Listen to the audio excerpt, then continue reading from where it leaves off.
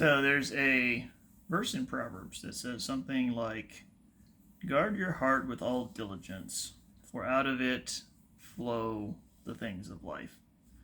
The That's not quite word for word, but the idea is that guarding your heart, be very intentional, be very diligent about guarding your heart because the things of life flow out of that.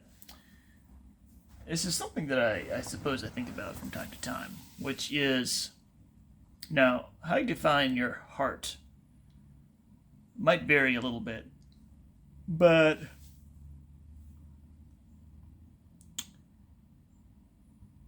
Jesus had such a great way to define it by connecting it to this idea of treasure. Where your treasure is, that's where your heart's going to be.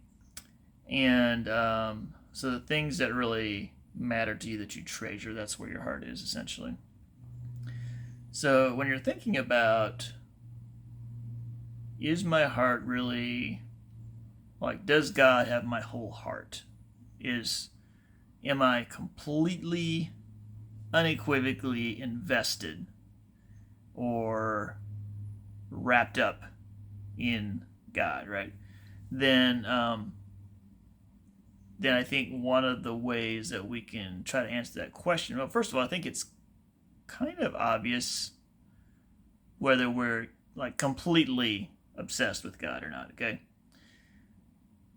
I think there's more to it though than whether we're obsessed with God every moment or not. I think that there is I think in your spirit you can have a connection.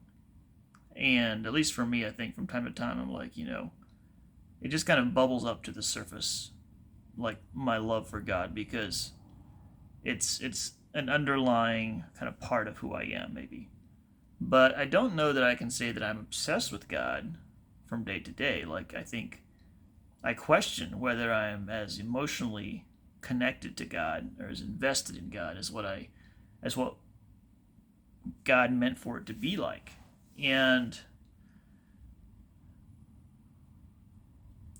so the thing I think that's so one of the things you could take from what Jesus said about your heart being where your treasure is that if you feel like your heart's not really where it should be, or it's not as much there as it should be, you can look at, well, how could I put more treasure there to get my heart to follow? Because a lot of things in the Bible, I think, they're kind of two sides of the same coin, if you will, in the sense that cause and effect, they kind of interrelate. And they could potentially get a cause, like the two things could either be a cause or an effect. They're both interchangeable potentially, right? So like if you have faith, it could lead to works. Or if you do works, it could help you have faith. Like those can be somewhat, either one of those could be an instigator or a cause. Here again, I think with this idea of where your heart is and where your treasure is, either one could kind of be a cause, if you will. So if you're really emotionally invested in something, it's going to tend to make you actually invest in other ways. Your time, your energy, your money. And then vice versa, when maybe you're not so emotionally connected to something, but for whatever reason you start to put in some time, some money, you start to get emotionally invested in it.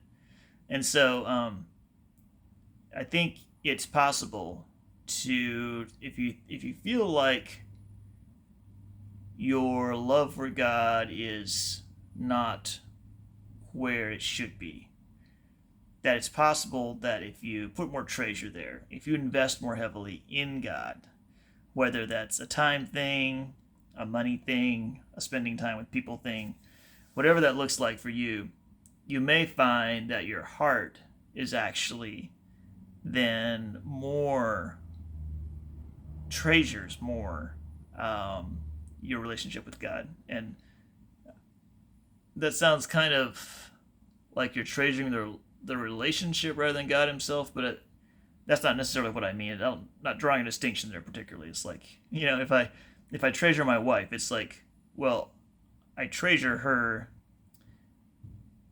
because